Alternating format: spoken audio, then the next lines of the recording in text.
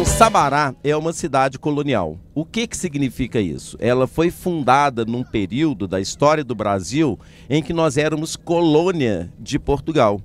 Isso aconteceu de 1500 a 1822. E por que surgiu essa cidade? Porque na região onde ela está tem um rio. E nesse rio tinha ouro. E foi esse ouro que os bandeirantes vieram buscar. Então é uma cidade do ciclo do ouro. 1698 os bandeirantes chegam, encontram o ouro e vão fundar não uma cidade, nem uma vila, mas um arraial. Arraial é terra de ninguém. Quem pode manda mais. Então, quando os bandeirantes chegam e fundam um arraial, aí começa a ter conflitos, brigas, porque não tinha norma de convívio, não tinha lei. O que eles vão fazer? Construir um espaço chamado Casa de Câmara, para que os ditos homens bons se reunissem para propor essas normas de convívio, as leis. Eles vão colocar junto a essa casa de câmara um padrão de pedra com uma esfera armilar em cima, que a gente chama de pelourinho, para dar validade às leis. O que dava validade a uma lei? A leitura dela em praça pública junto ao pelourinho. Essa rua que nós estamos nela e que a gente vai ter a oportunidade de passar, chama-se Rua Dom Pedro II.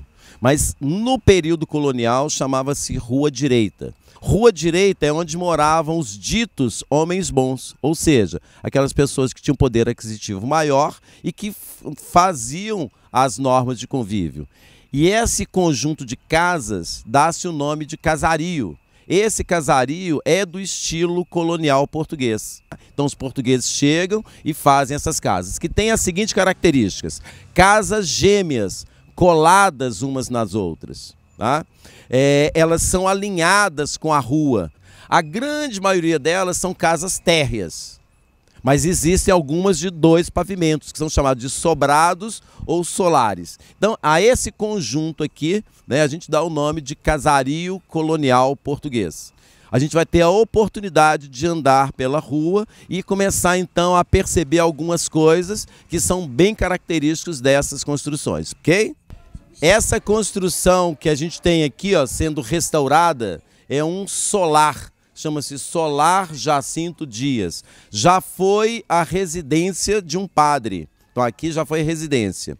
E abriga a prefeitura municipal. Só que atualmente o prédio está em restauro. Quando terminar o restauro, a prefeitura vai ser trazida para cá novamente. Então essa praça que nós estamos vendo chama-se Praça Santa Rita. Onde tem o coreto, tinha uma igreja que foi demolida para que o coreto fosse colocado.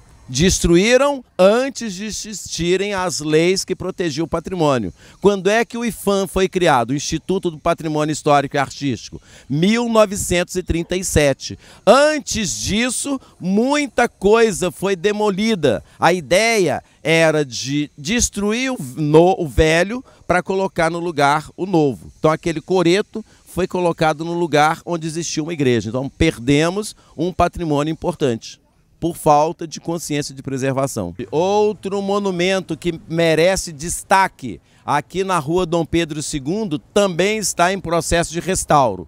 Vocês estão vendo esses tapumes aqui, ó? Estão protegendo essa construção que abriga o Teatro Municipal de Sabará.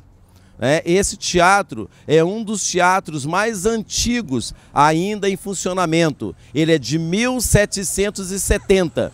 E ele recebeu 2 visitas importantíssimas. Então, em 1831, Dom Pedro I esteve em visita a Sabará e veio a esse teatro. 50 anos depois, o filho dele, Dom Pedro II. Essa praça chama-se Praça Melo Viana. E na Praça Melo Viana nós temos ali, ó, a igreja inacabada de Nossa Senhora do Rosário. Essa igreja estava sendo construída pelos negros para que eles pudessem frequentar. Então, quando nós chegarmos lá no adro, eu vou mostrar a capela primitiva e essa construção que estava sendo feita e que ficou inacabada. A gente não pode chamar essa igreja de ruína. Ruína é alguma coisa que estava pronto e que arruinou. Ali não, é uma igreja que não ficou pronta, mas a gente vai ver a capela primitiva e vai ver a construção maior.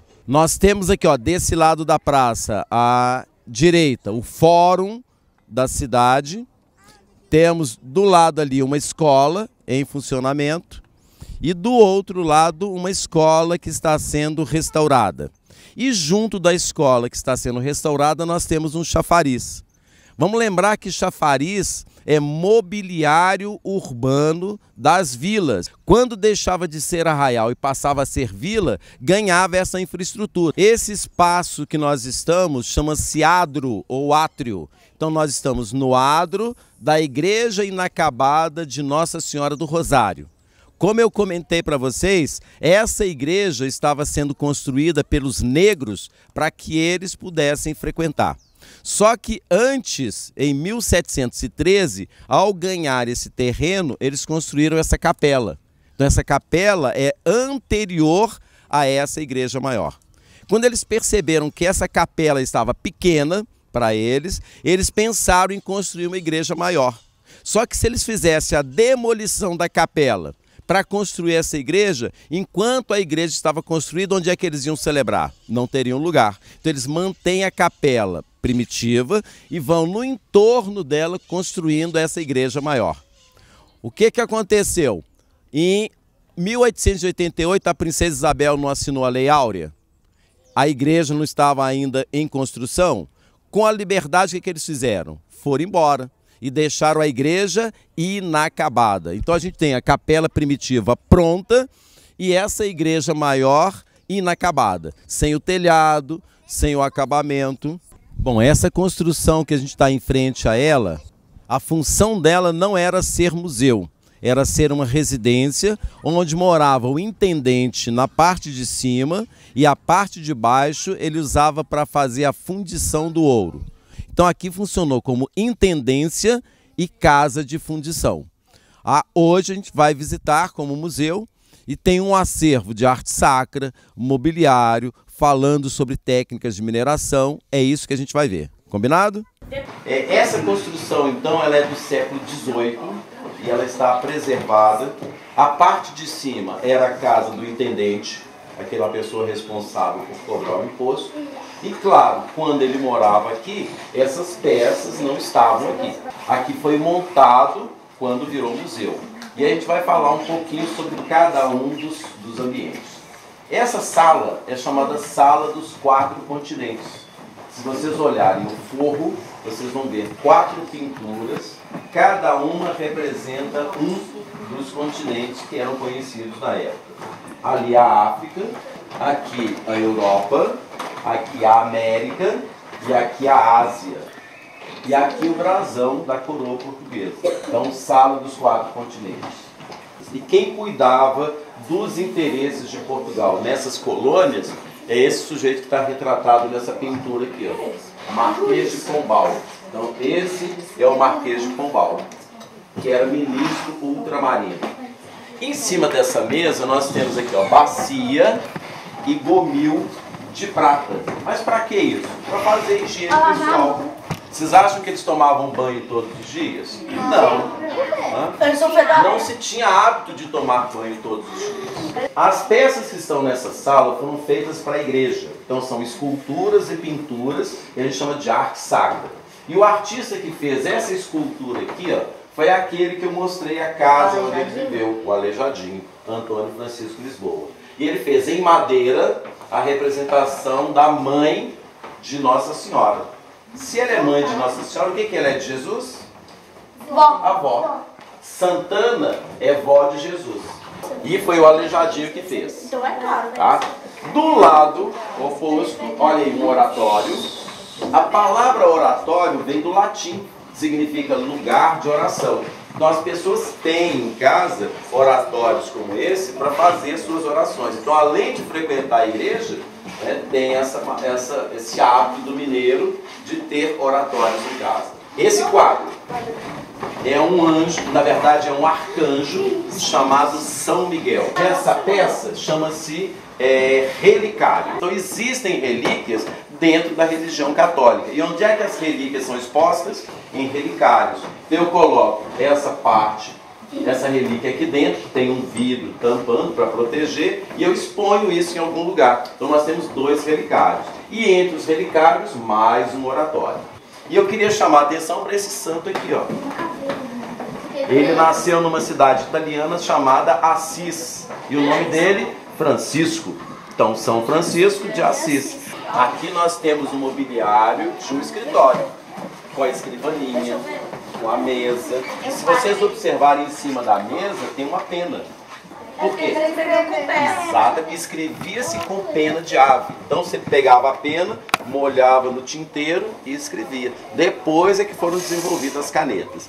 E esse quadro que está aí na parede é de um sujeito que trouxe uma máquina trituradora de minério que funcionava com a força da água. A gente vai ver isso lá no pátio. Barão de Eichberg. Bom, aqui é uma sala de jantar.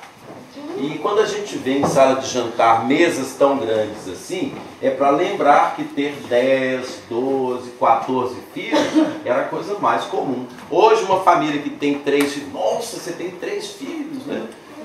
Era 12, 15, 20 filhos. Vocês se lembram que agora há pouco a gente viu um quarto de solteiro, né? Quarto da donzela. Esse aqui é o quarto do casal. Então uma cama de casal. Esse dispositivo só para um casal aqui.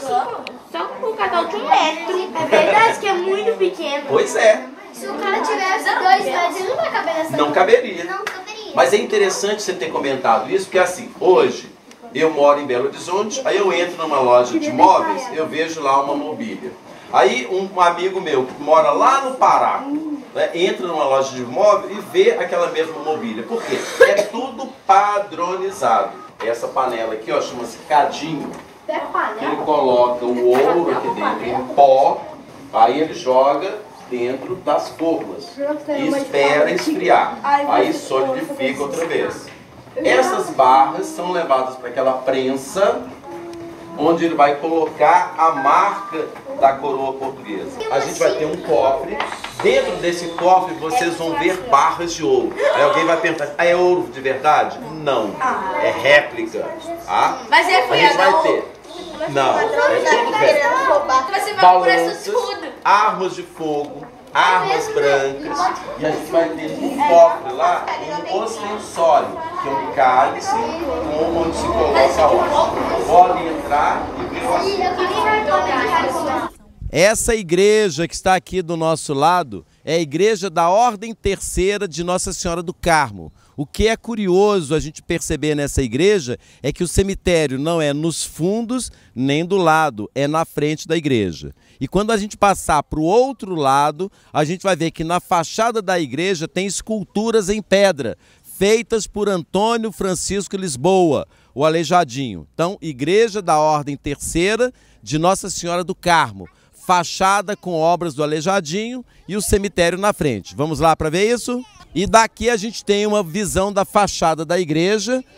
Em cima da porta, a portada é do Aleijadinho, foi ele que esculpiu. E entre as torres, o frontão, também em pedra, são esculturas dele. Então essa fachada tem obras do Aleijadinho. Pessoal, então nós estamos no interior da igreja de Nossa Senhora do Carmo de Sabará, uma das mais belas igrejas de Minas Gerais. Ela é famosa porque ela tem obra de 2 artistas famosos, 3 na verdade. O Francisco Vieira Servas, que fez esses 3 altares.